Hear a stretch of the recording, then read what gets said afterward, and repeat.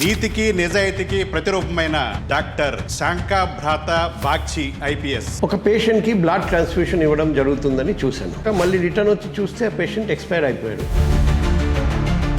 Sir, ట్రైనింగ్లో memorable incident ఏమైనా ఉందా? నాకు గుర్తుంది, ఎంతమంది పాల్గొన్నారు, నేను మాత్రం ప్రతి ఈవెంట్లో ఫెయిల్ అయ్యాను.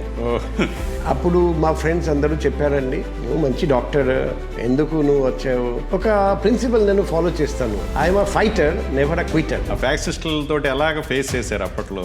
అప్పుడు ప్రతిరోజు ఫ్యాక్షన్ దాడులు, ప్రతికార దాడులు, హత్యలు, బాంబ్ పేలుళ్ళు పిలిపించి ఒకే మాట చెప్పడం, పోరు నష్టం పొందు లాభం, కలిసి ఉంటే కలదు సుఖం. సో జర్నలిస్టులు కూడా చాలా మంది లోకల్గా ఉండే చాలా విషయాలు సెటిల్మెంట్ పోలీస్ స్టేషన్లో కలిపి ఉద్యోగం ఇప్పిస్తామని డబ్బు తీసుకున్నారు.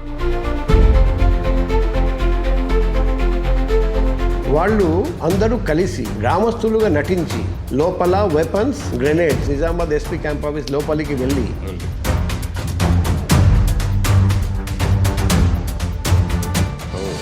కానీ భగవంతుడు కాపాడారండి.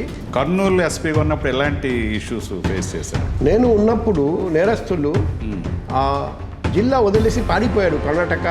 నేను వెళ్ళిపోయిన తర్వాత మళ్ళీ రిటర్న్ వచ్చాడట. ఒకవైపు 20 మంది బ్యూరోక్రాట్స్, మినిస్టర్స్, రాజకీయ నాయకులు, మరోవైపు కోపంతో ఉన్న గ్రామస్తులు, పబ్లిక్.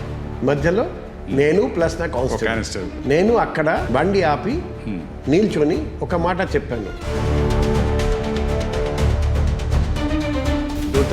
అవునండి, భీషం జ్యోతిర్గమయ అంటే తమసోమా జ్యోతిర్గమయ.